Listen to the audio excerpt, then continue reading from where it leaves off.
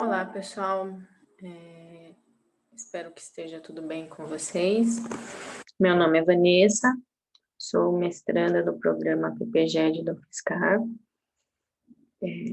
Minha formação é em magistério, letras, pedagogia. Eu fui por um tempo eventual da Rede Estadual de Ensino. Depois eu fui PEB 1 por 8 anos. E hoje eu estou na coordenação pedagógica da Rede Municipal de Votorantim. Enquanto coordenadora, eu venho me questionando sobre algumas coisas da minha área de atuação, de que maneira posso melhor exercê-la, de que maneira posso melhor articular com os outros setores da escola. E fico muito grata dessa oportunidade de estar aqui compartilhando com vocês esse momento de estudo sobre esse texto, nessa disciplina de gestão escolar. Esse texto que vem tratar justamente da área de atuação da gestão escolar, as maneiras de organização, a justificativa da existência do gestor escolar, visando sempre, com vista sempre na melhor qualidade de ensino, para a melhor aprendizagem dos alunos. Então, esse texto de título, As áreas de atuação da organização e da gestão escolar para a melhor aprendizagem dos alunos, dos autores Libânio, Oliveira e Toshi. A gente vai perceber que esse texto, além de dar essa justificativa da existência de uma equipe de gestão escolar, ele vem pontuando as áreas de atuação de maneira bem organizada e bem clara, de como que isso é bem feito, essa organização e a gestão escolar bem articulada, bem feita, ela pode tanto auxiliar e facilitar a aprendizagem dos alunos, com vistas na melhor aprendizagem dos alunos, quanto quando isso não é feito, a gente pode também prejudicar. Aqui a gente trata de gestores escolares e muitas das coisas a gente vai perceber que também vem aí no tocante da gestão da sala de aula mesmo, enquanto professor. Algumas coisas da gestão escolar têm muito a ver também com a gestão da sala de aula. Vocês, enquanto futuros professores, docentes formados, tanto poderão atuar no ensino fundamental 2, quanto no ensino médio, quanto, de repente, em algum momento das vidas de vocês, ocupar uma posição de gestão escolar, e a gente vai perceber que a gestão de sala de aula nos permite uma certa visão, um certo ponto de vista, e quando passa para a gestão escolar, que de um grupo maior, de um coletivo maior, a nossa perspectiva também muda, porque de uma sala, a gente sair da gestão de uma sala de aula para uma gestão escolar, muitos outros fatores são implicados, né, nessa ação.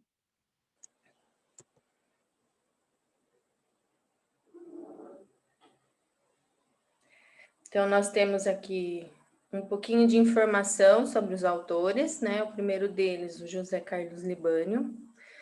O professor Libânio é pesquisador, professor. Ele vem por um bom tempo falando sobre a gestão escolar, falando sobre a questão da organização e das políticas de organização escolar, sempre pensando em como promover a melhoria, não a melhoria, mas como facilitar para que a aprendizagem dos alunos tenha um melhor desenvolvimento. Então, ele pesquisa e escreve sobre os seguintes temas de teoria da educação, didática, formação de professores, ensino e aprendizagem, organização e gestão da escola. Atualmente, ele desenvolve pesquisas dentro da teoria histórico-cultural, com ênfase na aprendizagem, ensino e organização da escola, e é membro do GT de didática da ANPED. Aqui nós temos o outro autor, que é o João Ferreira Oliveira, professor titular da UFG de Goiás, líder do grupo de pesquisa Estado, Política e História da Educação, no Diretório de Grupos de Pesquisa do Brasil, CNPq, também com experiência em educação e ênfase em políticas educacionais e nos temas de políticas e gestão da educação, gestão escolar, formação e profissionalização docente. Nós vamos perceber que esses três autores, eles dedicam boa parte de seus estudos tanto à gestão e organização escolar, também como às políticas educacionais. E a professora Mirza Seabra Toshi, já aposentada também da Universidade de Goiás, representante no Conselho Estadual da Educação de Goiás, e também com experiência na área de educação, ênfase na formação de professores e pesquisando sobre tecnologias na educação. Então, esse trio de autores vem com essa contribuição valiosa para os gestores escolares, né? Essa pontuação das áreas de atuação, essa pesquisa que visa, né, trazer para a discussão qual é o papel fundamental do gestor escolar, né, dentro das unidades escolares, e eles trazem 6 áreas de atuação para a organização de uma gestão. Então, eles trazem essas 6 áreas como principais, e eles tá ali no texto também que dessas 6 áreas de atuação, elas são articuladas entre si e elas podem também se subdividir em 3 blocos. Desses 3 blocos, a gente pode pensar primeiro no bloco de planejamento, de projeto, que é no que se diz a finalidade da escola, né? Depois o outro bloco é aquilo que fala das práticas mesmo, e depois o último bloco é o que fala da avaliação.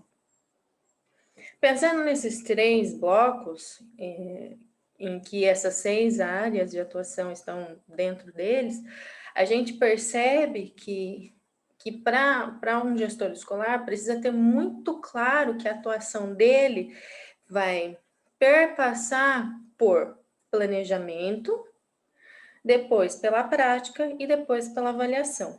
E daí, nessas 6 áreas de atuação, a gente percebe também que existe uma necessidade, assim, eminente de que tudo seja feito numa perspectiva coletiva, numa percepção coletiva.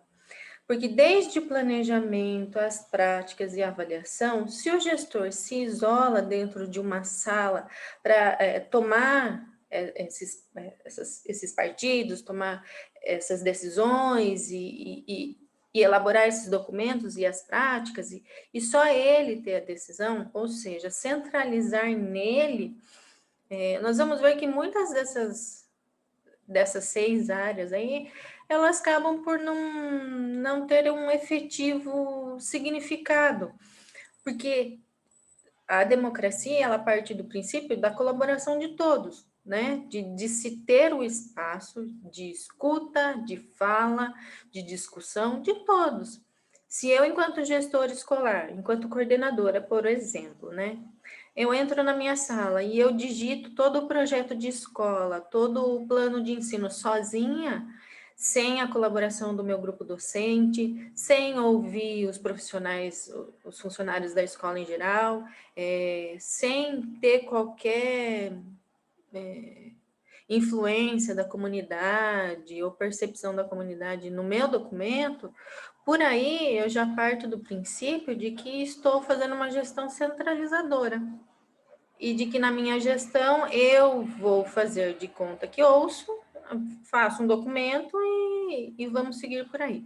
E o que os autores vêm dizer é justamente a preocupação de todas essas áreas de atuação. O gestor, ele não é aquele que bate o martelo no final. O gestor é aquele que vai conseguir direcionar, mas articular para que todos da escola estejam envolvidos. Para que todos estejam envolvidos em todas as fases, em todas as etapas, em todas as áreas. Então, ali no primeiro, a gente tem planejamento e projeto pedagógico curricular.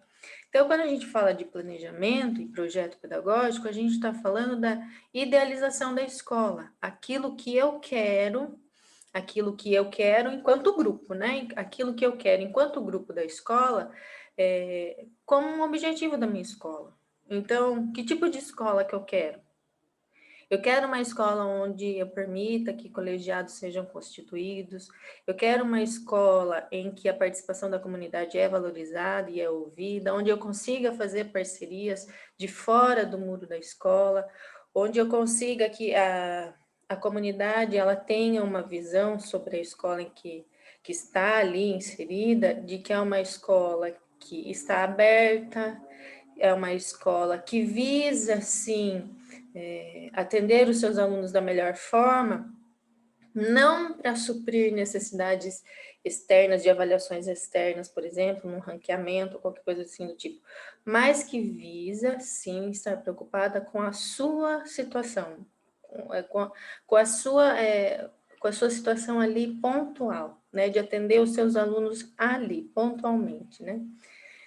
Então, para esse planejamento, para esse projeto pedagógico curricular, ele tem que ser organizado de uma maneira em que hajam momentos de discussão, de se conversar o que é o projeto pedagógico curricular.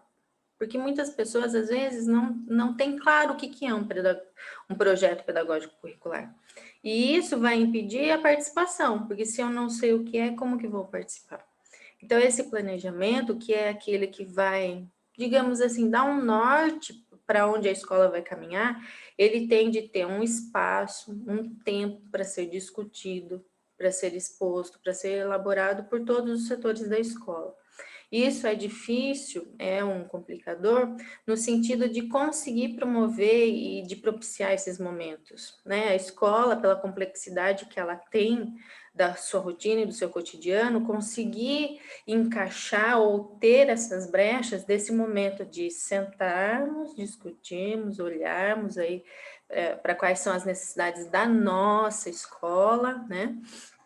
Então, esse planejamento, ele parte desse princípio, de eu, enquanto gestora, pensar em quais são os momentos em que eu vou propiciar para o meu grupo de sentar e discutir o que é a escola, né? De se debater o que é o projeto pedagógico curricular e o que a gente vai pôr nesse nosso projeto pedagógico curricular, que seja algo praticável. Não posso também colocar algo ali no meu projeto que eu sei que nunca vai acontecer e que está muito distante da minha realidade. Por isso que tem que ser muito pontual com realmente o que é ali na minha escola e na minha comunidade. Tem que ser algo praticável, algo que dá para fazer.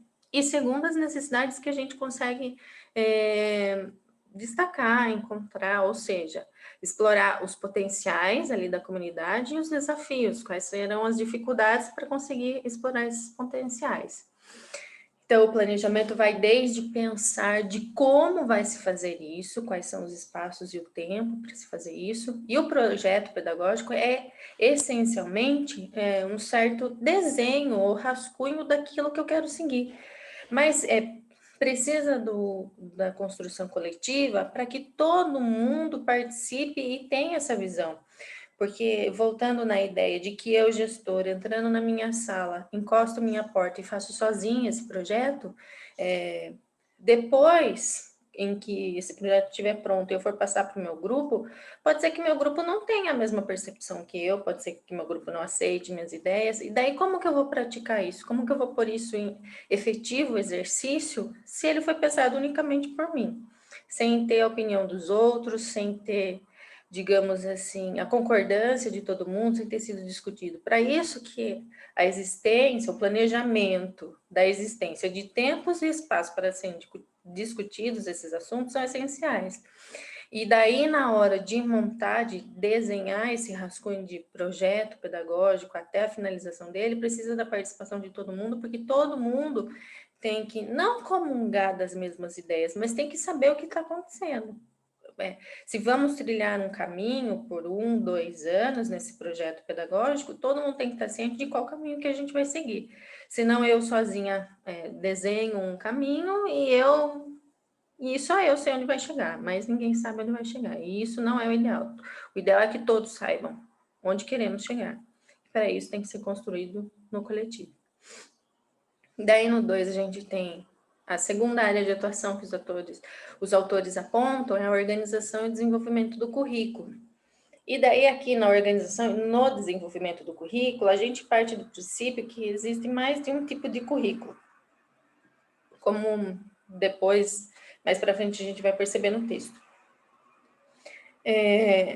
No sentido de organização do currículo, é quando eu tenho um currículo oficial, um currículo formal, que é prescrito por normativas, diretrizes, né, por legislação, e a partir dessas normativas, diretrizes, eu vou organizar o meu currículo da minha escola, né, conforme os docentes vão apontando, selecionando aquilo que é pertinente para a nossa realidade. É claro que algumas coisas não tem nem como serem escolhidas, porque são básicas, elas fazem parte, mas muitas outras, elas podem sim ser escolhidas, tanto o assunto, o tema, tanto como a maneira como a gente vai abordar aquilo. Então, aqui a organização e desenvolvimento do currículo, primeiro é a seleção daquilo que a gente vai trabalhar, e depois é a especificação de como nós vamos trabalhar aquilo, que é o desenvolvimento do currículo. A partir do momento que eu selecionei e que eu trouxe aqui para mim, quais são os momentos em que vou pôr aquilo em prática, de que maneira, qual é a maneira mais pertinente para a minha comunidade. Então, a organização e desenvolvimento do currículo é a partir daquilo que eu tenho de oficial, vou trazer para a minha realidade e como vou fazer isso. A organização e desenvolvimento do ensino tem muito a ver com a organização do currículo, porque aqui é essencialmente o papel do coordenador pedagógico e dos docentes, porque é nessa organização que a gente vai primeiro conhecer os nossos alunos, primeiro a gente vai conhecer a nossa comunidade, vai perceber aquilo que eles trazem, aquilo que eles já sabem, e a partir disso, eu tendo em vista onde quero chegar, né? Eu já tenho em vista onde é que eu quero chegar, e agora eu sei o que os meus alunos já sabem. Então, para esse meio de caminho, eu tenho que agora estabelecer como é que eu vou organizar esse ensino, quais são as proposições que eu vou pôr. E aqui se faz necessário todo mundo saber aonde quero chegar. Se eu ponho no meu projeto pedagógico que a minha finalidade ali no projeto de escola, ele pretende que os alunos saiam autônomos, responsáveis, nessa minha organização e desenvolvimento, tanto do ensino quanto do currículo, eu tenho que proporcionar situações em que os alunos possam exercer essa autonomia, essa responsabilidade.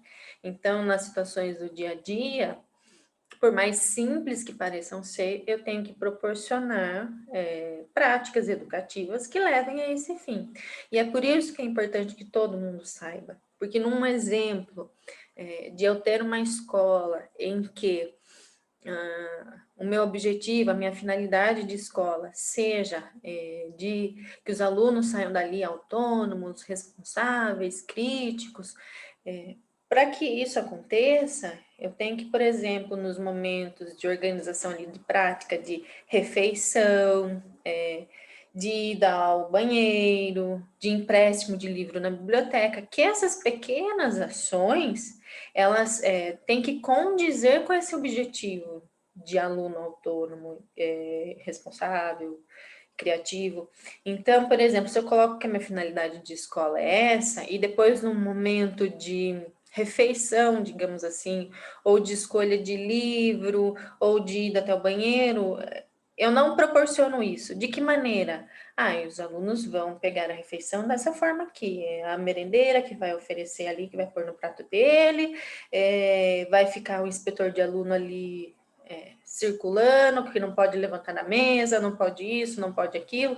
Então, dependendo do posicionamento do inspetor de alunos, dependendo do posicionamento da merendeira, nessa pequena ação, eu já vou estar contradizendo aquilo que eu quero na finalidade da escola.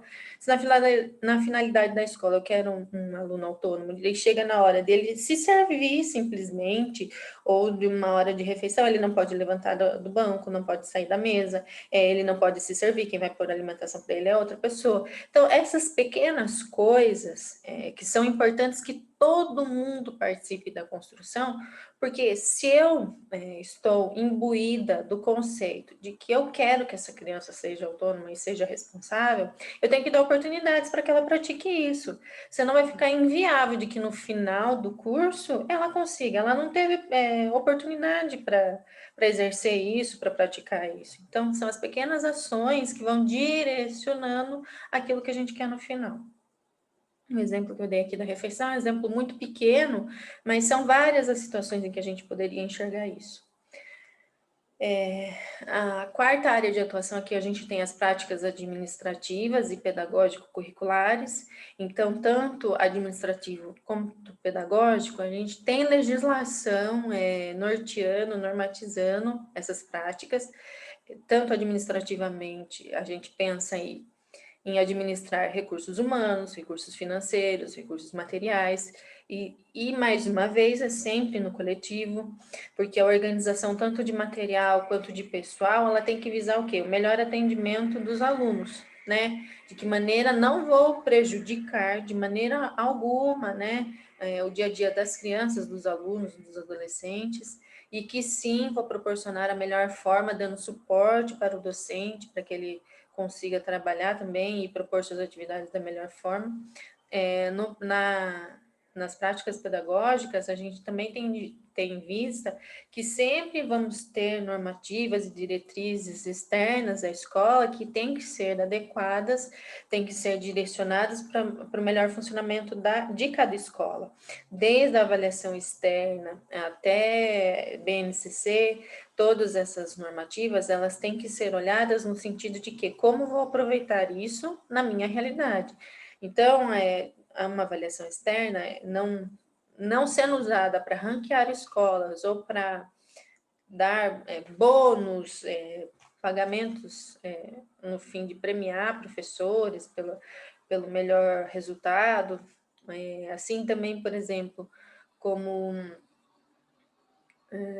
a BNCC é uma diretriz externa de abrangência nacional, não vou também ali pegar situações em que uma determinada habilidade que está ali para ser trabalhada e de repente colocar algo inviável para minha comunidade. Eu tenho que sempre olhar para esses dados externos, sejam de avaliação externa, seja de diretriz externa, e ver de que melhor forma eu vou adequar isso, vou transpor isso do externo ali para minha unidade escolar, para minha escola, para minha comunidade, que maneira que eu vou ter melhor proveito disso.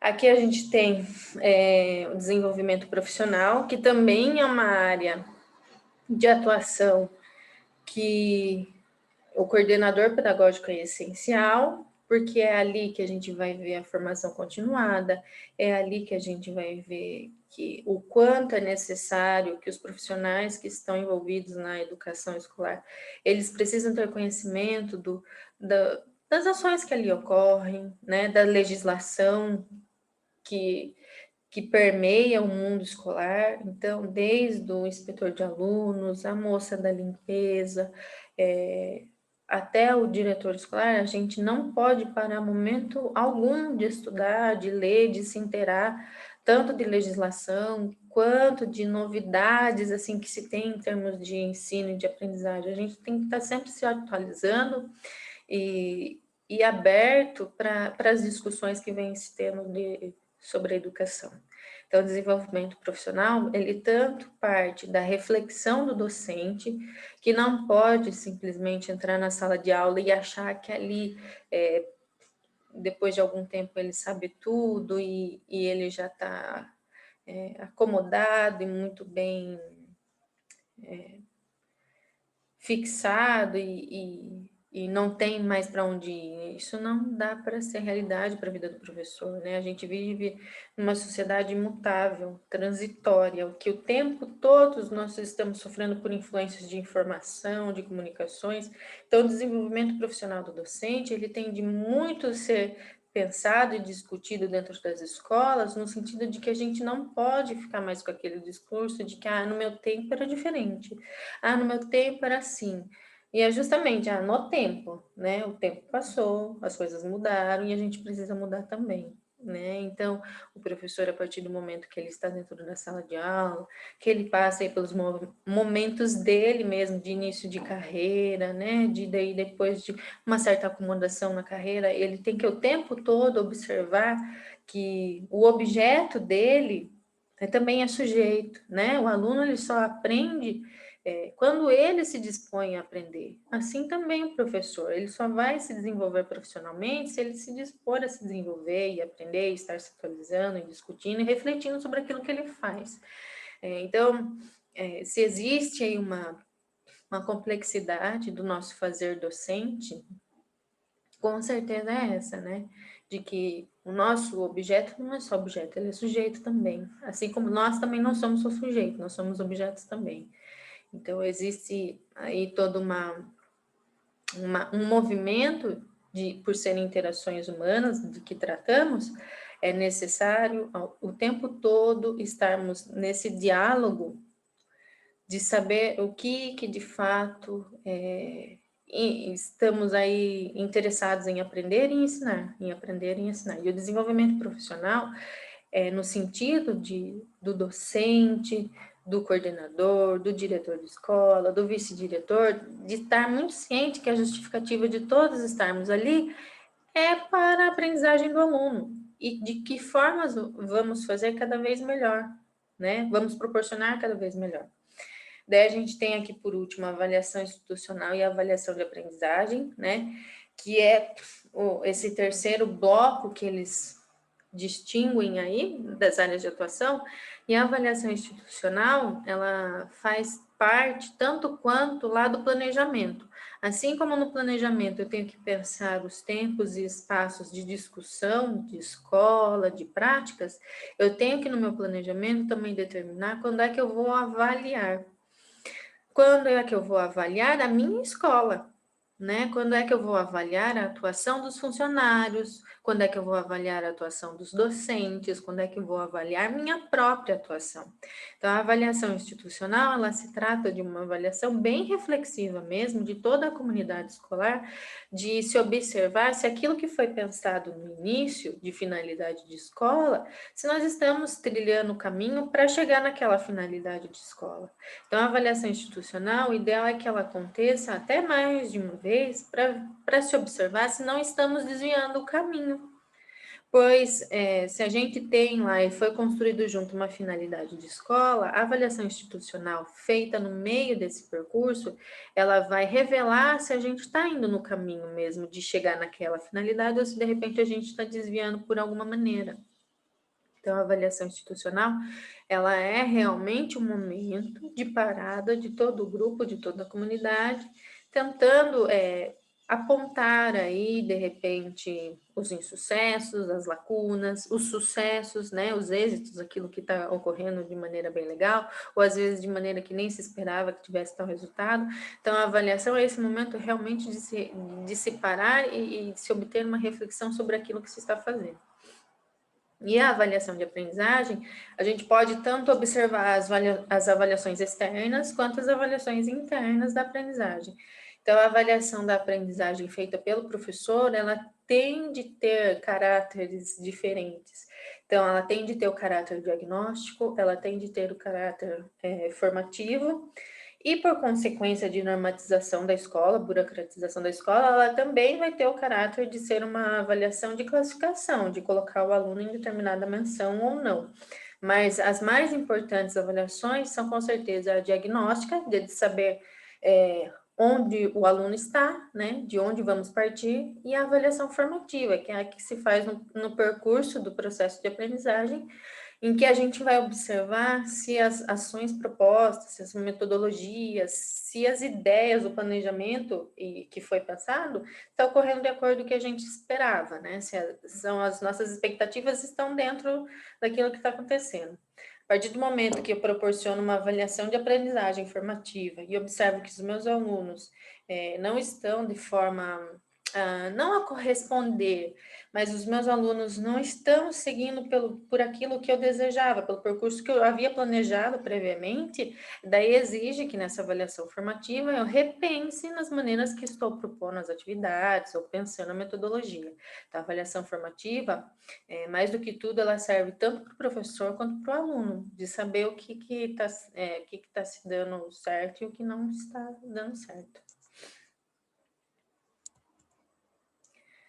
Então, aqui a gente tem uma frase que fica bem marcante e define bem, né, o fazer do gestor escolar dentro da escola. Essa frase, ela vem assim, deixar muito claro, né, qual é o papel do gestor dentro da escola.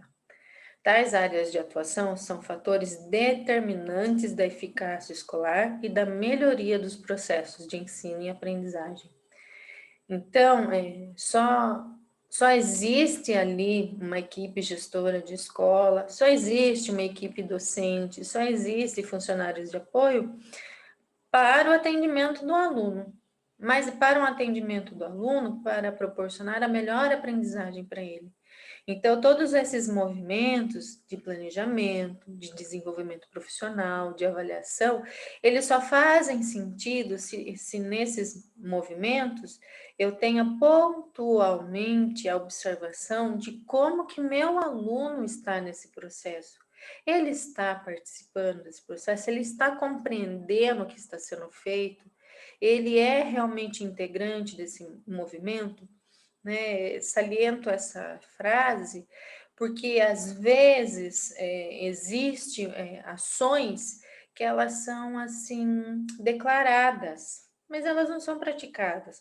Então, às vezes eu posso dizer que tem uma gestão democrática na minha escola, que tem um projeto coletivo, mas foi aquilo pensado por um grupo pequeno, ou às vezes por uma pessoa, ou por uma dupla, e aquilo depois de pronto eu só repasso para os outros. E isso a gente sabe que além de anular o sentido de pertencimento do grupo, também anula o sentido de significância para as pessoas de por que vou praticar aquilo. Por isso a necessidade de se fazer no coletivo se faz tão importante.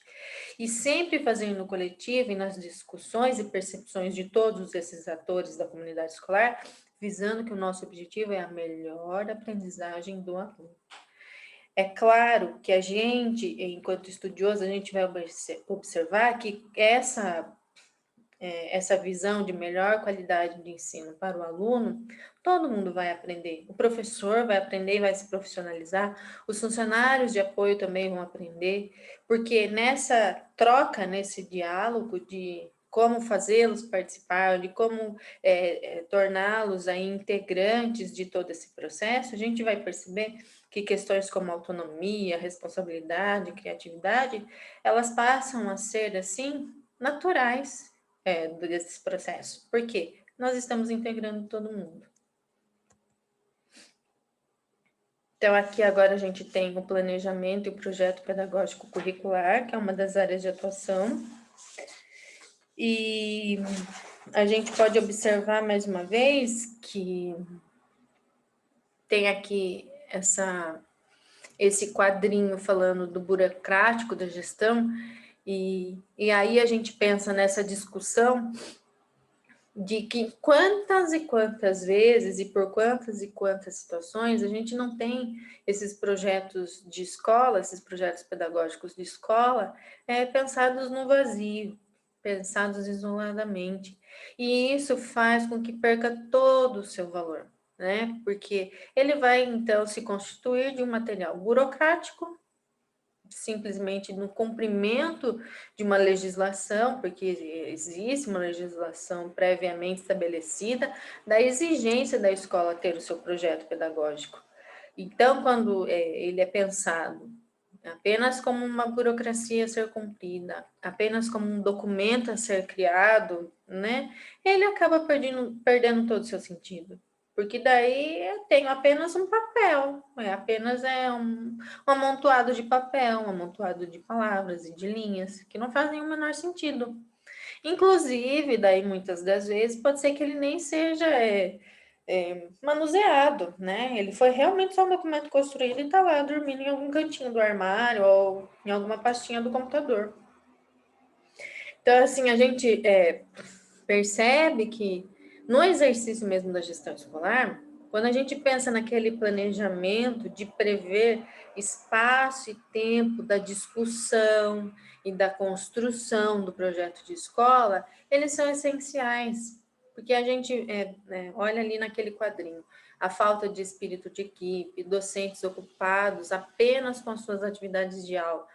A gente entra aí nessa roda viva, né, nessa engrenagem viva que é a escola, que uma coisa vai puxando a outra. E se você não tiver esse planejamento previamente pensado e estabelecendo esses tempos e essas oportunidades, no decorrer do dia a dia, o gestor escolar não vai conseguir proporcionar isso. Para isso, se faz necessário um planejamento, constando e pensando e pré-estabelecendo previamente quais serão esses espaços e esses tempos em que a equipe vai discutir e pensar no projeto de escola. Porque na hora que eu entro no dia a dia, no atender as crianças, secretaria escolar não para. Inspetor de alunos não para, né? Pessoal da equipe de apoio de limpeza, de merenda, de alimentação não para. E o docente preocupado e na ansiedade de dar conta de currículo, de planejamento de ensino também, o tempo todo ali no dia a dia com o aluno, também sabe que para pedir para que ele saia da sala de aula e vá pensar na escola, sem ser previamente pensado, é uma situação difícil. Difícil para todo mundo, difícil para o gestor, difícil para a equipe. Por isso que o planejamento ele tem de ser pensado previamente e estabelecido previamente quais serão esses momentos, para que esse documento não seja algo pensado isolado, no vazio. Ele seja realmente um projeto pedagógico curricular de uma escola que foi pensada, que foi discutida, que foi analisada, e não simplesmente um documento burocrático. Daí aqui a gente tem, a gente pode pensar que esse quadrinho aqui é o que acontece, e nesse outro quadrinho, o documento que reflete é o ideal, é o que deveria acontecer. Então aqui o que acontece? A gente tem que pensar que seja um documento que tenha nele as intenções da escola, o objetivo da equipe, as aspirações, os ideais da equipe escolar. Então, quando a gente pensa que esse documento ele deveria e ele deve refletir as intenções da escola, os objetivos da escola, as aspirações e os ideais, a gente percebe que esses princípios de intenção, objetivo, aspiração, eles não podem ser de um único ator, de uma única pessoa, de um único profissional. Esses princípios, eles devem e têm de ser discutidos coletivamente. Porque minha intenção para o projeto de escola é a intenção do docente pode ser outro, a intenção de escola do inspetor de alunos pode ser outro. Quando eu digo intenção, também quero dizer sobre qualidade de ensino. Quando eu penso em qualidade de ensino, eu tenho em mim uma percepção, porque estudo, porque pesquiso, porque discuto, porque estou na posição de coordenadora pedagógica. Quando se pergunta qualidade de ensino para um docente iniciante, pode ser que ele tenha uma percepção diferente da minha. Quando penso em qualidade de ensino e pergunto a um professor prestes a se aposentar, provavelmente a percepção que ele tem de qualidade de ensino seja diferente do iniciante, que seja diferente da minha. Quando eu vou, então, para os funcionários de apoio e pergunto a eles quais são as percepções de qualidade de ensino, provavelmente a resposta deles seja diferente da minha, que seja diferente do docente. Quando eu trago essas questões e essa percepção e tento textualizar isso ou tento colocar isso numa planificação, vou ver que existe muita divergência. E é por isso que precisa desse momento de discussão para todo mundo saber do que está se falando, do que se pretende e por que se pretende isso. E se a gente pegar todas essas percepções dessa comunidade escolar e for fazer um paralelo com o que a comunidade do entorno da escola tem de qualidade de ensino, pode ser que as divergências aumentem mais ainda. Para isso, é necessário fazer parcerias e é necessário buscar a aproximação da comunidade do entorno da escola. E comunidade do entorno da escola não são só os pais que são atendidos pela escola, não são só as famílias atendidas pela escola, é a comunidade como um todo, o comércio, empresa, loja, indústria, igreja. Essas parcerias a serem buscadas por todos, ela se faz necessária para que todo mundo entenda de que a escola é uma instituição ali do público, né, daquela localidade, e por isso é algo a ser zelado, algo a ser preservado, algo a ser valorizado por todos ali. Aqui, 4 importâncias do projeto pedagógico curricular. Então, o planejamento ele vai estabelecer os momentos, os movimentos previamente estabelecidos, organizados, para que o projeto pedagógico possa ser construído. E daí aqui a gente fala das 4 importâncias do projeto pedagógico escolar. Então, ele fala primeiro da atividade conjunta para a formação humana dos alunos. Então, a atividade conjunta é pensar realmente no coletivo, é fazer com que todos estejam integrantes desse processo e estejam imbuídos de alguns conceitos para saber o que se está sendo feito não é pela idealização de uma única pessoa, mas sim por um coletivo. Práticas participativas e gestão democrática, objetivos alcançados. Então, quando a gente pensa em fazer todos integrantes e proporcionar realmente uma gestão democrática, é a gente pensar que quando estabelecemos algo coletivamente e conseguimos conquistar aquilo coletivamente também, é um ganho de todo mundo, foi todo mundo que ganhou e aprendeu e passou por esse processo. Quando é algo pensado por um só, e isso é alcançado, quem foi que alcançou? Só aquele que pensou e idealizou isso. Então, quem é que aprendeu, que se desenvolveu? Foi aquela pessoa, porque os outros participam mecanicamente do processo, né? A significância, o significado mesmo daquilo lá fica em segundo plano. A formulação do projeto como prática educativa para os educadores e gestores também. Então, aqui a formulação do projeto, ela passa por processos de aprendizagem que não são só para os alunos ali na hora de praticar depois o projeto, de se colocar efetivamente em exercício. A prática de formular o projeto, esse momento de discussão e de estudo, de diálogo, é também um momento educativo para os educadores, para o grupo, para a equipe. Por quê? É nesse momento em que vai haver o confronto entre ideias, concepções, percepções, e isso é construtivo a partir do momento em que eu estabeleço que o diálogo é algo positivo, o diálogo é algo em que eu vou poder ali compartilhar minhas ideias, mas também vou poder ouvir do outro, posso me convencer ou não, posso ser convencido ou não.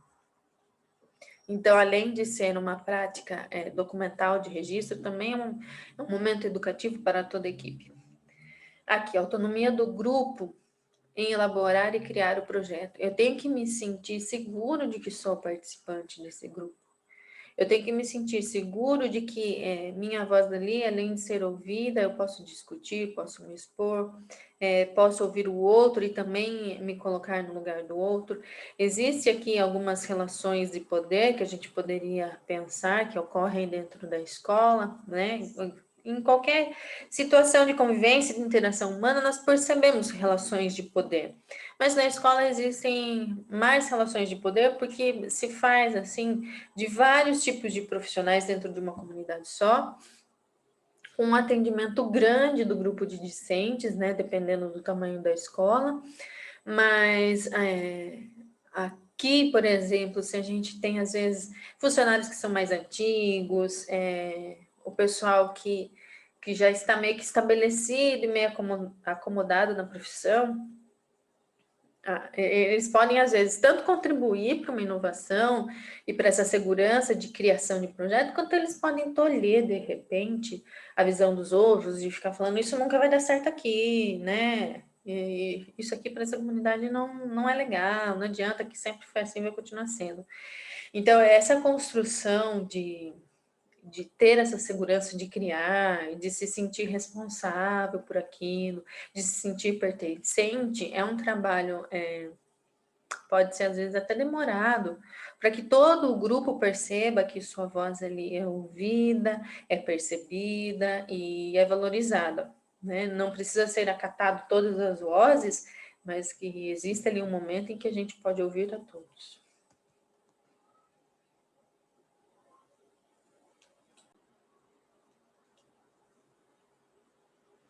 Agora a gente chega aqui nos pontos a serem considerados sobre o projeto pedagógico. Então, a gente observa lá no texto um consenso mínimo de opções sociais, políticas e pedagógicas. Então, assim, é desejável, né, como os autores trazem, que exista, né, algum consenso mínimo sobre as opções que as pessoas têm de percepção social, política e pedagógica. A gente sabe que atualmente, né, nessa sociedade que estamos, pela transitoriedade das identidades, por todo esse movimento de informação muito rápida o tempo todo, uma enxurrada de informações, por fake news, por N situações, a gente sabe que é muito difícil a gente conseguir reunir num grupo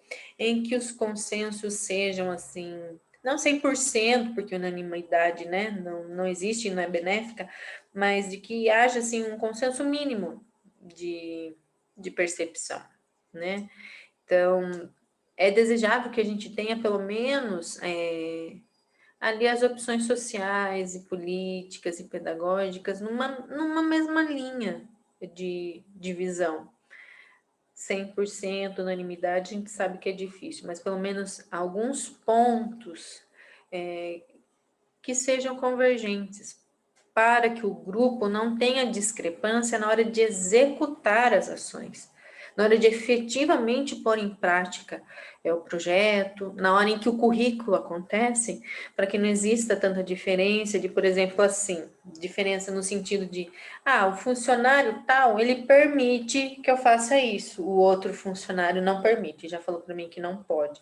Então, esses confrontos que acontecem no dia a dia, que tiram um pouco assim da validade daquilo que a gente planeja, daquilo que a gente projeta.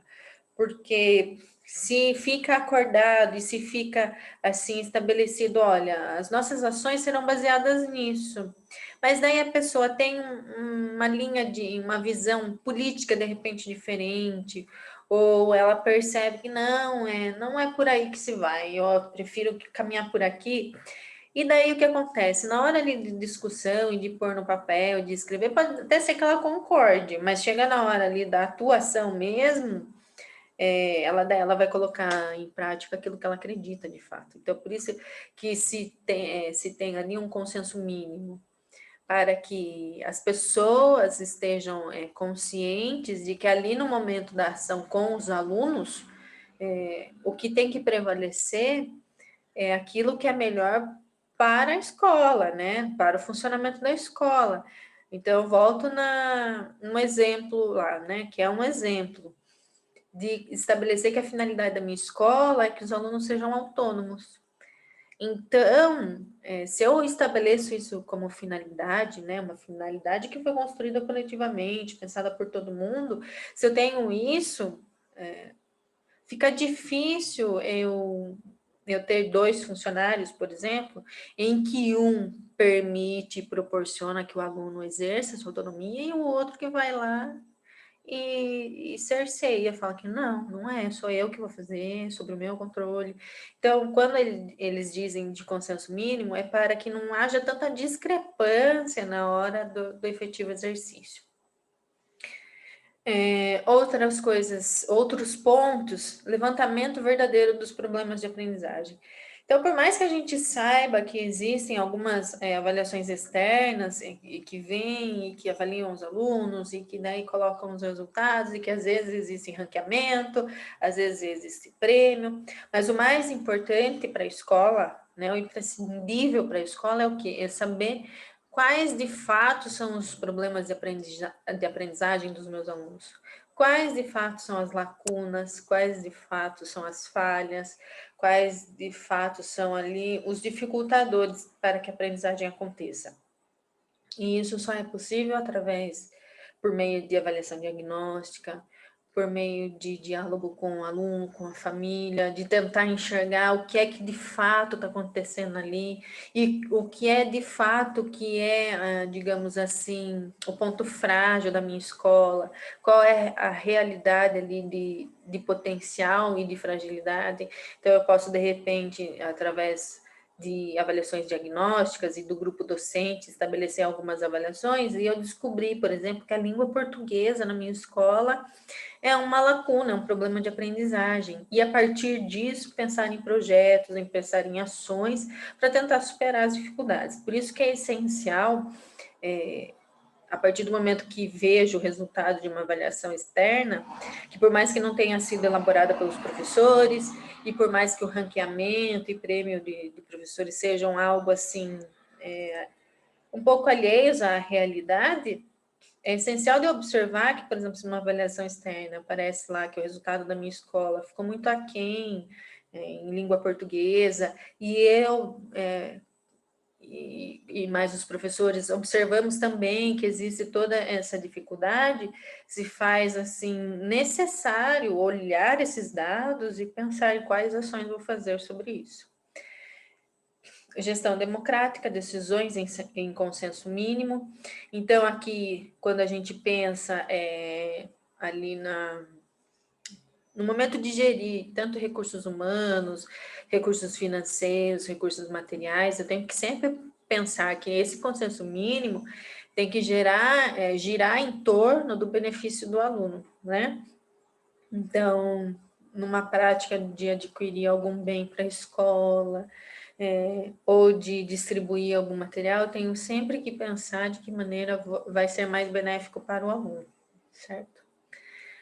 A unidade na concepção de currículo, trabalho interdisciplinar. Então, que tipo de currículo eu penso para minha escola, né? É um currículo próximo da minha realidade e praticável, que dentro do currículo formal vou ali selecionar e estabelecer quais são as prioridades para a minha realidade, ou é um currículo que, de repente, fica assim como ideal, mas inatingível para a minha comunidade. É algo que eu estabeleço como seria algo importante de se conquistar, mas que também não está próximo daquilo que eu posso efetivamente exercer e proporcionar para os alunos. Então, tem que ser um currículo que, a partir do formal, vire um currículo real. É algo que eu realmente selecionei, organizei, planejei e vou conseguir executar. Ele é praticável, ele está próximo daquilo que eu consigo oferecer.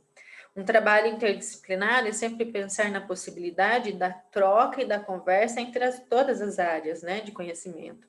Então, se existe, de repente, uma observação de que na minha comunidade existe um problema ambiental, né, ou, de repente, uma exploração de alguma área, ou problemas de ordem sociais e que eu consiga estabelecer parcerias e pensar numa interdisciplinariedade dentro da escola e às vezes com parceria também de fora da escola para fazer com que os movimentos proporcionados dentro da escola possam afetar a comunidade também, né?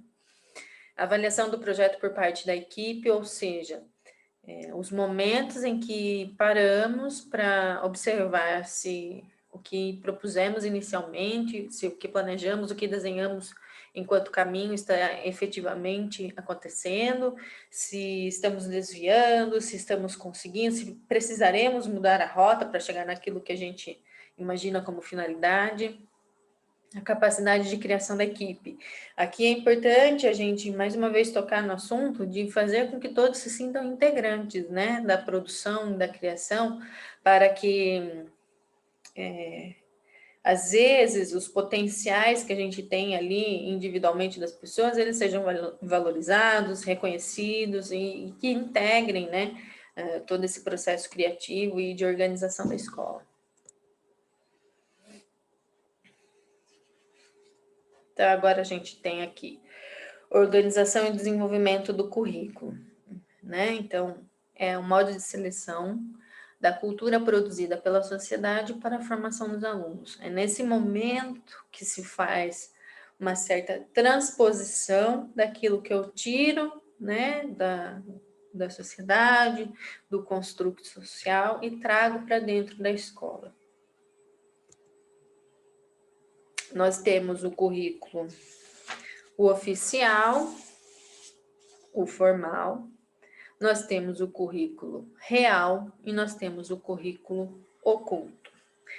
Então, o currículo formal, oficial, é aquele que a gente observa, que é estabelecido pelas legislações, pelas normativas, pelas diretrizes, e é a partir dele, né, que vamos formar o currículo da escola. O mais nova diretriz é a BNCC. Então, é a partir do que se existe, do que se propõe a BNCC, que a escola vai construir o seu currículo. Lá, o currículo real, o que de fato acontece em sala de aula, o que sai do professor e o que o aluno retém. Então, aqui o currículo real, a gente pode compreender como aquilo que o professor selecionou, né, aquilo que o professor planejou e que de fato aconteceu e o aluno de fato aprendeu. Então, são as ações que eu tirei do documento, de normativas, de diretrizes, que fiz enquanto professor, fiz minhas modificações, minhas adequações, trago, proponho para os meus alunos, e que de fato acontece, porque de fato o meu aluno aprende e consegue entender para que aquilo serve, de que maneira que vai usar aquilo. Esse é o currículo real.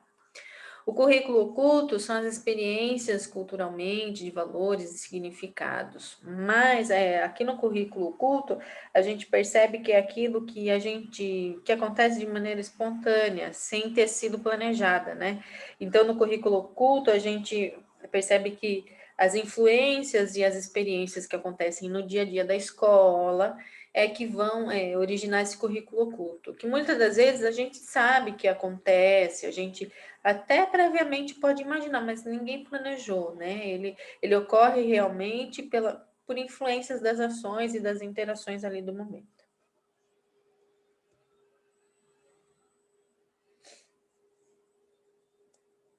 Agora aqui a gente tem os princípios práticos do currículo oficial, democrático, com formação moral e práticas de cidadania, cruzamento de culturas, experiências da família e do meio social, respeito e valorização da diversidade cultural.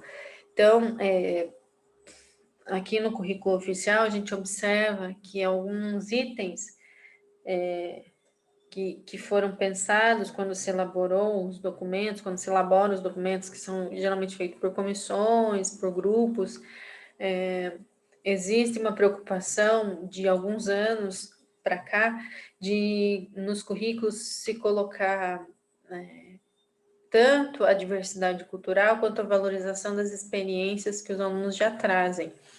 Então, por isso que, conforme a sua localidade, sua comunidade, é preciso conhecer, né, previamente, observar, diagnosticar quais são as experiências, quais são os valores, e a partir daquilo pensar o que de fato vai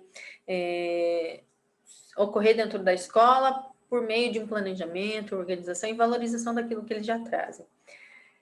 A gente pensa aqui também na questão de cidadania, né, de formação moral. Existe também, a partir da BNCC, uma preocupação com a inteligência emocional, né? Então, são alguns assuntos que vêm trazendo agora nas diretrizes de currículo para serem adequadas pelas escolas, pensadas pelos professores para se colocar em ação na sala de aula. Aqui, a organização e desenvolvimento do ensino. A escola deve estar a serviço da aprendizagem dos alunos, a qualidade cognitiva e operativa das aprendizagens. Os professores podem ser responsáveis pela justiça social.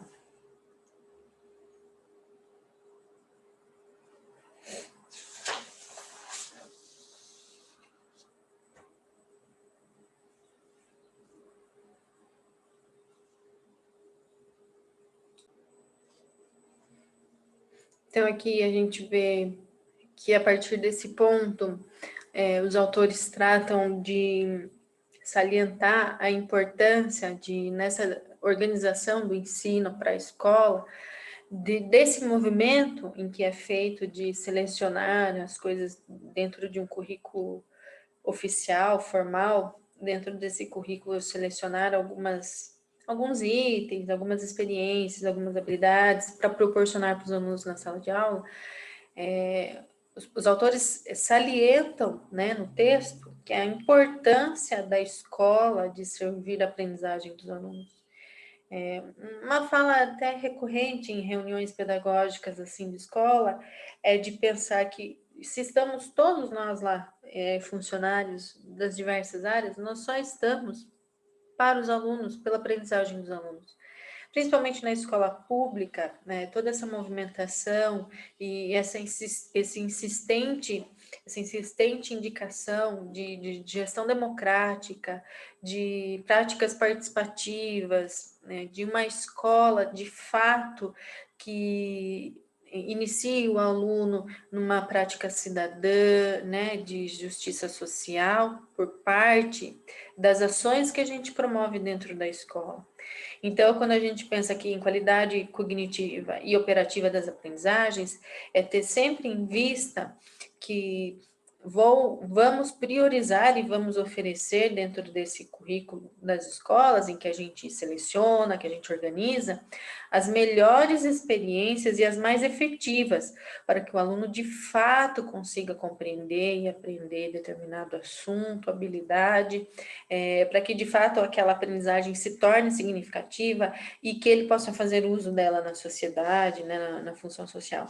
Então, mais do que pensar em só preparar para o trabalho, de que os alunos tenham sim essa iniciação, tanto de entender o que é democracia, do que é uma participação ativa na construção de algo coletivo, mas que mais do que isso, que os profissionais, na hora de pensar esse currículo, estejam assim cientes e muito preocupados de qual é a melhor forma que vamos proporcionar para que a aprendizagem seja de fato de qualidade e efetiva e gere significado e tenha significado para depois o exercício na cidadania, né, na democracia e, por consequência, no mundo do trabalho. E existe também uma parte do texto em que os autores salientam que os professores eles podem podem realizar justiça social, né?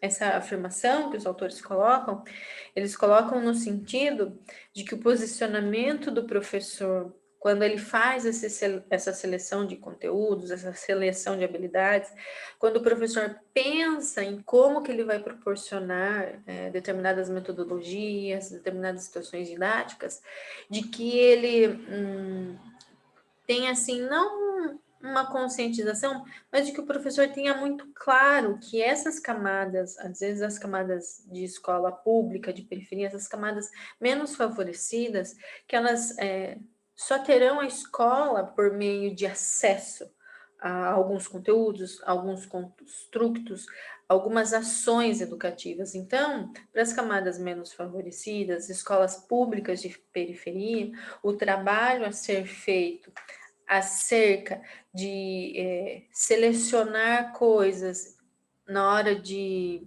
criar o currículo, de proporcionar as ações educativas, elas têm de ser com vistas de que esses alunos têm a escola como o único meio de acesso. Então, é preciso pensar com muita consciência e com muita percepção de que para esses alunos, para essas comunidades, a escola é uma instituição essencialmente democrática, porque é a partir dela que se vai democratizar não só as informações, mas o acesso a conhecimentos. Então, o acesso a conhecimentos dessas camadas se faz pela escola. Por isso que é necessário uma escola democrática e participativa, para que ela permita que esse acesso aconteça, que ela facilite esse acesso. A escola pública das camadas menos favorecidas, ela jamais deve restringir o acesso. Ela deve sim facilitar o acesso. Então, de que maneiras vamos proporcionar esse acesso? A fim de que todos que estão lá possam ter esse contato, possam aprender, possam compreender de que maneira que funciona, para que existe, quando é que foi que existiu. Então, tudo isso faz com que a escola pública das localidades menos favorecidas, das comunidades menos privilegiadas, ela tenha um papel essencial na vida desses alunos. Metodologia de ensino em 4 referências. Então, aqui, cultura elaborada e cultura experienciada dos alunos, pedagogia do pensar, aprender a pensar e aprender a aprender, pedagogia diferenciada, onde todos aprendem, ensino e práticas de valores. Então, aqui a gente tem uma cultura elaborada e uma cultura experienciada dos alunos. A gente sabe que os alunos, muito antes de adentrar no universo escolar, eles já têm diversas experiências pelas quais eles passaram, né? Até chegar ali no ambiente escolar. Então, ele já tem um currículo de vida já construído. Então, é preciso a gente ter contato com isso e saber que ele existe e ser valorizado, porque a cultura elaborada, que é aquela que foi pensada e foi construída por muitos anos por toda a humanidade, essa cultura elaborada a gente vai com o tempo aproximando das pessoas, né, fazendo essa transposição, mas com planejamento, pensado. E a experienciada dos alunos, ela tem que, de alguma forma, se aproximar, né, desse contato, para que faça sentido. A pedagogia do pensar, aprender a pensar e aprender a aprender. A gente observa nesse momento agora de pandemia, desse isolamento social, de aulas remotas, aulas online, o quanto se faz necessário o aprender a aprender. Porque quanto menor o aluno, menor a faixa etária, mais se faz necessário o aprender a aprender. Porque o contato com aquele que fazia mediação, né, não está possibilitado. Então, aprender é aquilo que vai me auxiliar a eu entrar em contato com o objeto de meu aprendizado, um objeto de minha curiosidade, para que eu me debruce sobre aquilo e possa explorar e possa aprender sobre aquilo que eu me propus e eu me dispus. O aprender a pensar, ou seja, não só nas linhas, mas nas entrelinhas.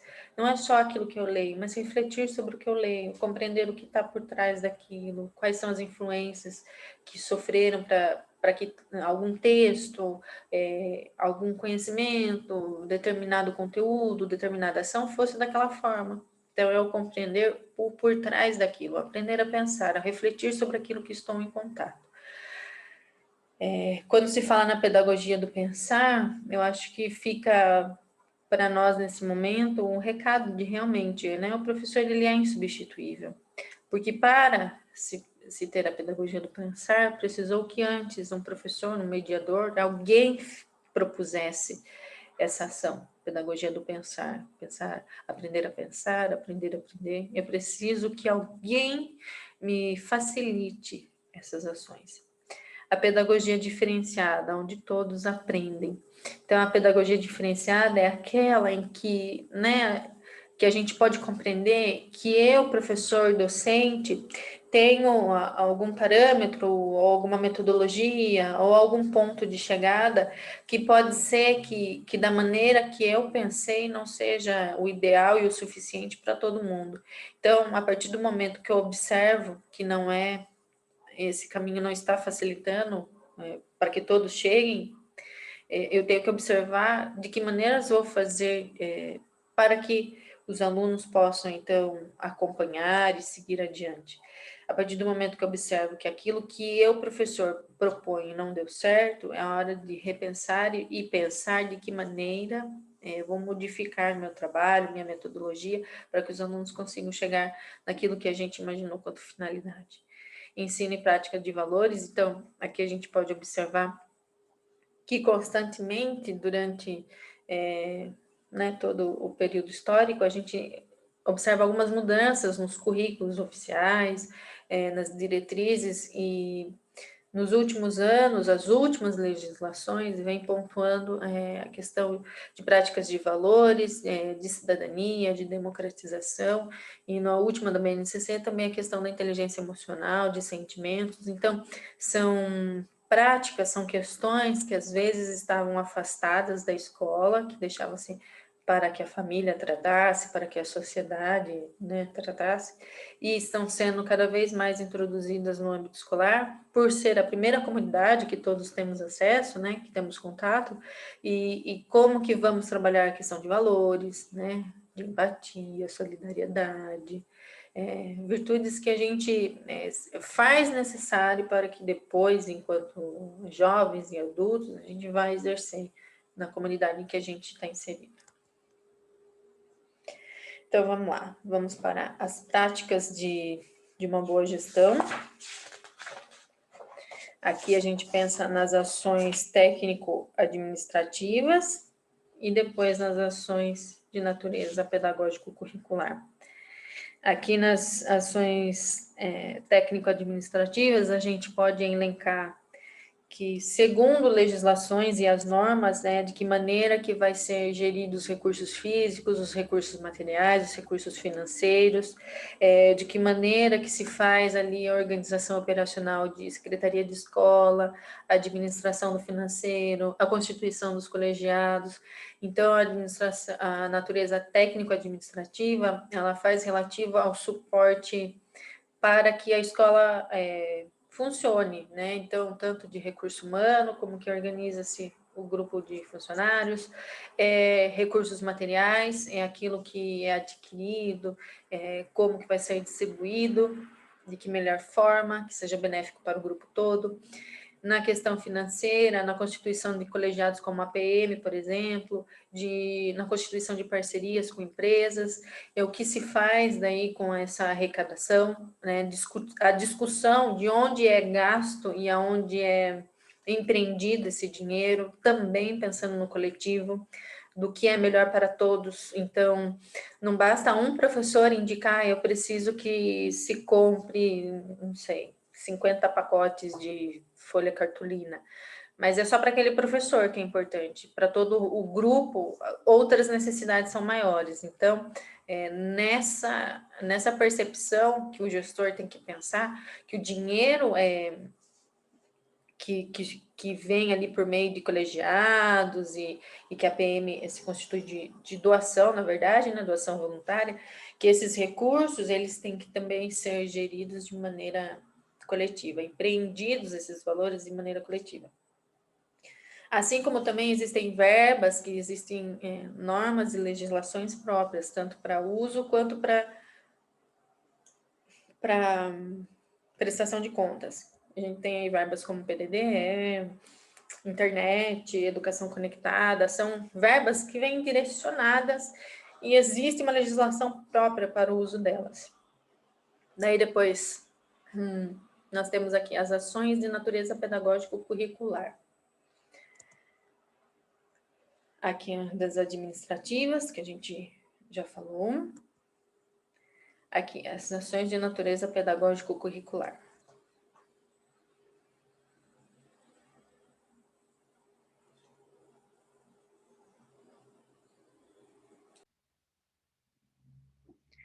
Então, aqui a gente vai para as ações de natureza pedagógico-curricular, que trata da gestão do projeto pedagógico, da responsabilidade direta pela aplicação do projeto, pelo papel intermediário entre a escola e instâncias superiores, pelo contato com grupos políticos que devem ser priorizados para a melhor aprendizagem dos alunos, o trabalho do coordenador, que é a viabilidade do trabalho pedagógico. Então, aqui a gente pensa que se anteriormente falamos das ações de natureza técnico-administrativa, que é de suporte para funcionamento da escola, quando a gente trata aqui de ações de natureza pedagógico-curricular, a gente está falando, na verdade, da razão de ser da escola, né? A escola só existe para que a natureza de pedagógico-curricular aconteça. Então, se a gente tem a técnica administrativa que vai dar o suporte para que ela funcione, as ações de natureza pedagógica são as razões de ser da escola. Então, aqui a gente pensa em desenvolvimento profissional, em avaliação, a gente pensa no planejamento e no projeto pedagógico. Então, as ações de natureza pedagógica, elas, na verdade, resumem a razão de existência de uma escola. Porque é aqui que a gente pensa a finalidade da escola, é aqui que a gente discute projeto pedagógico, é aqui que a gente discute concepções de infância, de adolescência, concepções de aluno, é aqui que a gente vai discutir e pensar e elaborar quais são os movimentos que vamos favorecer, quais são as escolhas que vamos fazer dentro do currículo oficial para o nosso currículo real. É nesse momento, nas ações de natureza pedagógico-curricular. É claro que aqui o papel do diretor de escola é essencial, porque se ele tem de dar suporte para que as ações administrativas aconteçam, permitindo que a escola funcione, aqui o diretor também tem que dar suporte e viabilizar para que esses momentos também ocorram. Porque esses momentos são momentos filosóficos, de reflexão, de discussão, de desenvolvimento profissional, de profissionalização dos funcionários e da escola em si. Então, trata, na verdade, de uma questão de valorização da educação e do movimento que a comunidade escolar deve fazer. E o trabalho do coordenador é implicado aqui diretamente, né? Porque se a gente tem o diretor para dar esse suporte para que isso aconteça, o coordenador é quem vai articular todos esses movimentos de planejamento, de criação do projeto pedagógico, de avaliação da escola, é ele que vai articular todos esses movimentos. Não de que a opinião dele, a visão dele seja única, pré-estabelecida e determinada, não, mas de que ele proporcione isso, ou seja, de que maneira vamos refletir, como vamos criar o projeto pedagógico, como avaliamos nossa escola. Então, o papel do coordenador é implicado em todas essas ações.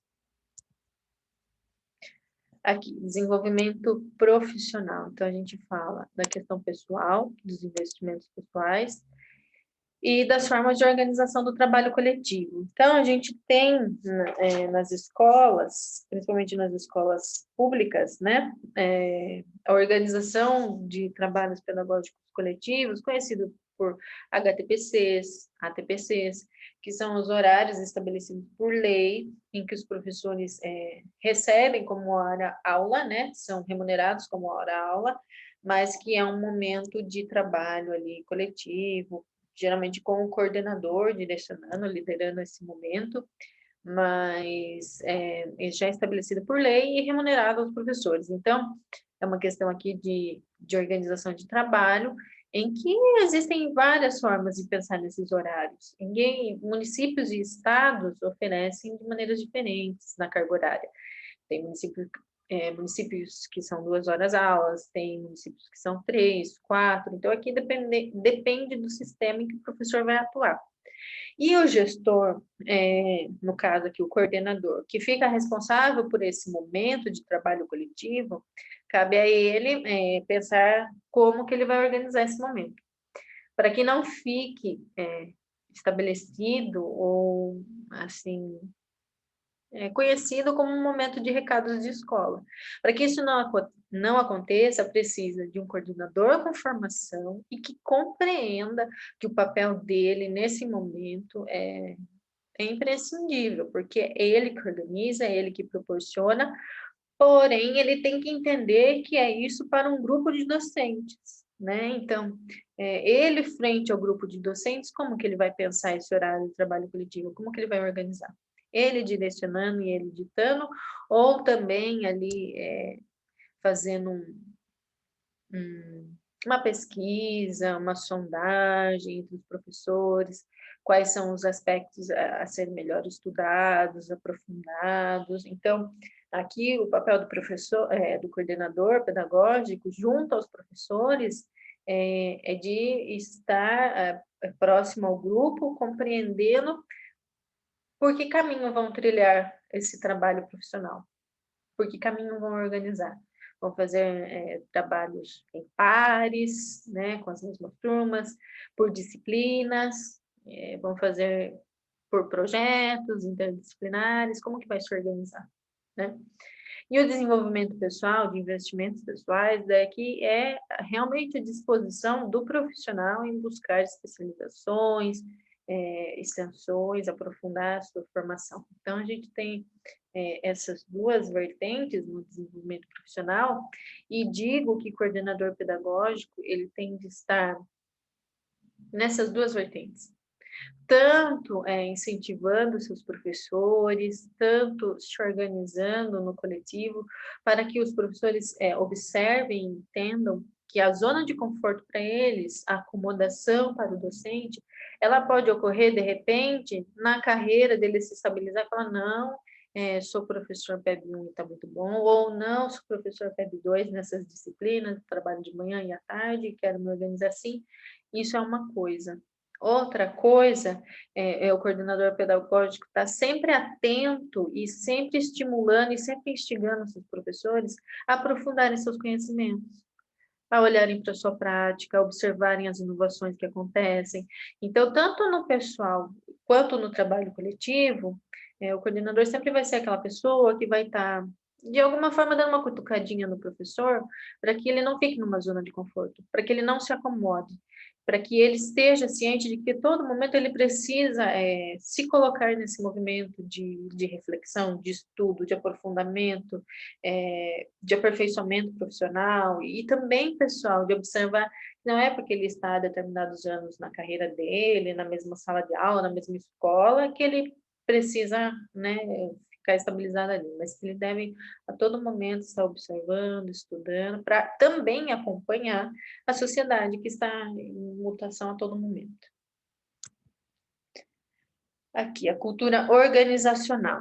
A escola pode ajudar na vida pessoal e profissional. A escola é o espaço de aprendizagem para seus profissionais. Professores podem influenciar a cultura organizacional com inovações. Então, aqui, mais uma vez, a gente vai observar que a cultura organizacional, a organização da escola, né, em si, ela pode proporcionar aprendizagem para todos os envolvidos, né, para todos os envolvidos. Desde os funcionários, aos docentes, aos gestores, porque é um espaço em que a gente está em constante compartilhamento, em troca, em diálogo com as pessoas, com os alunos, com a comunidade. Então, existe poderes de influência, existem relações de poder, e quem consegue, de uma forma mais diretamente influenciar, são os professores, porque boa parte do exercício, do currículo e da cara da escola se faz pelo grupo docente. Então, professores que pensam em inovações, que sugerem inovações, eles conseguem pensar numa cultura de escola, a partir do momento que também eles estão há algum tempo na escola, em que eles influenciam, dão opiniões, e com isso vai se formando o projeto de escola que se tem ou que se quer ter. A escola é espaço de aprendizagem para seus profissionais. Então, aqui a gente vê que momentos de discussão, como os de planejamento, como os da criação do projeto pedagógico, eles são essenciais, não só para a escola, mas para os seus funcionários. Porque é ali que a gente aprende, né? Observando o outro, observando as reações daquilo que a gente propôs, é nas avaliações no decorrer do processo que a gente vai aprendendo muito, né? Com o outro, com a troca com o outro, com o erro, com aquilo que a gente propõe não sai da forma como a gente queria, ou por reações inusitadas, que a gente não imaginava que tal coisa ia ter tanto sucesso. Então, a escola é espaço de aprendizagem, e a gente percebe que tanto na vida pessoal e na profissional, a gente consegue estabelecer na escola parâmetros de ver, agora a gente consegue caminhar legal, agora a gente precisa parar, agora a gente precisa seguir em frente. Então, a escola, enquanto organismo vivo, que é um organismo vivo, porque é uma roda que não para, né? Uma engrenagem que não para a nenhum momento. Ela está o tempo todo. A escola só para quando não tem aluno, não tem ninguém e, portanto, trancado. Enquanto o portão estiver aberto, tiver gente lá dentro, ela não para. Aqui, algumas dificuldades a serem encontradas para a formação profissional, para o desenvolvimento profissional. Professores com esquemas de ação já consolidados, então é aquela situação em que a gente tem um professor já acomodado na zona de conforto, em que ele acha que o mesmo planejamento e as mesmas ideias e a mesma metodologia que ele fez há alguns anos vai continuar dando certo, e ele vai continuar naquele esquema, e os alunos que se adequem a ele não vai se adequar aos alunos. Então, essas são uma das dificuldades, e esse é um dos desafios para o gestor escolar, principalmente para o coordenador, né? Para o diretor também, porque o diretor, ele dando suporte para que haja inovação, ele planejando para que haja momentos de discussão, e esse docente insiste em permanecer com velhas ideias, velhas metodologias, e para ele o que está estabelecido ali está bom, ele se torna aí uma dos dificultadores, porque a partir do momento que o gestor se propõe a discutir, a pensar, e a ter aquele consenso mínimo que a gente comentou anteriormente, para que as ações sejam pensadas com vista na finalidade da escola, e a gente tem um docente que, por ele estar muito bom do jeito que está, isso torna-se um dificultador, porque exige daí de empenho, de convencimento, para que esse professor observe suas ações de uma maneira diferente que ele tem feito, de que ele observe as ações dele, considerando que não é só o aluno que tem que se adequar a ele também tem que observar o aluno, e não é só o aluno. Quando a gente pensa em observar o aluno, é observar que esse aluno é fruto de uma sociedade, e o que ele está trazendo com ele? Não é só dele, né? Ele já veio por experiências vividas. Então, o professor, ele precisa ser instigado, ser cutucado a pensar nessas situações. Um dos outros dificultadores, estereótipos consolidados em relação a diferenças psicológicas e sociais entre alunos. Então, aqui, às vezes, quando a gente tem um grupo de professores que está há algum tempo numa mesma escola, por ele já passaram irmãos de alunos, tio de aluno, primo de aluno. Então, assim, às vezes o docente, ele conhece a família toda de determinado aluno, fica meio que assim, taxado algumas famílias, alguns sobrenomes, né? Ah, esse daqui é o irmão do fulano, que é primo de não sei quem. Eles nunca aprenderam nada, essa família é assim mesmo, não adianta. Então, esses tipos de estereótipos, que geralmente em conselho de série ano, em discussão que a gente tem, assim, de reuniões, quando se trata dos alunos com maiores dificuldades e tal, os professores, às vezes, justificam o fracasso de um aluno com essas falas, né? Esse aluno é o primo do fulano. Lembra? Aquele que nunca aprendeu, aquele que saiu daqui sem se alfabetizar, aquele que não... Então, essas falas, elas são preocupantes, porque não é porque determinado aluno é da família tal que está consolidado e pré-estabelecido que ele está fadado ao fracasso, ao insucesso, que vai dar tudo errado. Então, aqui a gente tem que pensar de como lidar com esses estereótipos, com essas verdades estabelecidas, de maneira que a gente não bata lá uma nota, uma menção no boletim da criança, ou na frente do nome e do sobrenome dele, né, uma estrelinha preta, dizendo que esse aqui não vai mesmo, porque ele é da família tal. Então, esse movimento de olhar que cada um é um, e de que o porquê que, então, essa família está nesse fracasso. Né? Nós, enquanto escola, e atender, né, e o primo do irmão, do primo, de não sei quem, de que maneira que a gente está presente na família deles ou nessas vidas e de que todo mundo apresentou o mesmo resultado, né?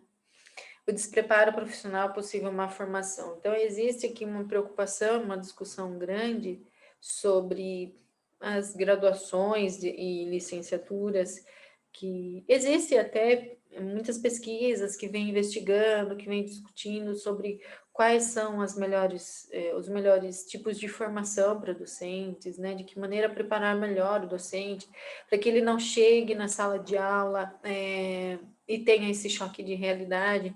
Então, aqui é uma discussão à parte de despreparo profissional e possível uma formação, porque existem inúmeros estudos que se debruçam a entender. E existem também inúmeros estudos que falam de início de carreira, né, da zona de conforto do professor. Então, aqui a discussão é de quando a gente percebe que a pessoa, ela entrou na carreira docente, ela realizou uma licenciatura, e às vezes por disposição dela, ou por movimentos da vida particular, talvez ela não tenha se empenhado, ou não tenha conseguido ali se desenvolver profissionalmente, academicamente, da maneira que é necessário.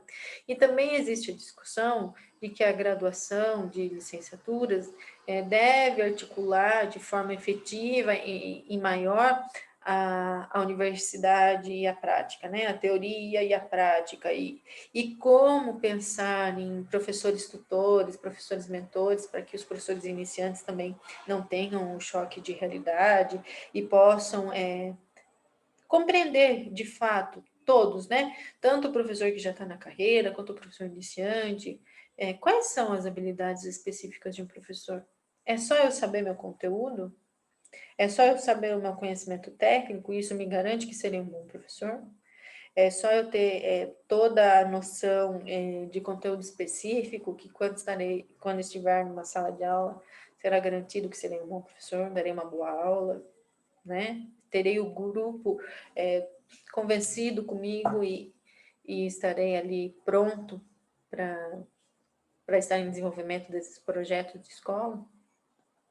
A discussão de desenvolvimento profissional docente, ela é grande e complexa. Então, existem N fatores para essa discussão. Aqui, a avaliação institucional da escola e a de aprendizagem.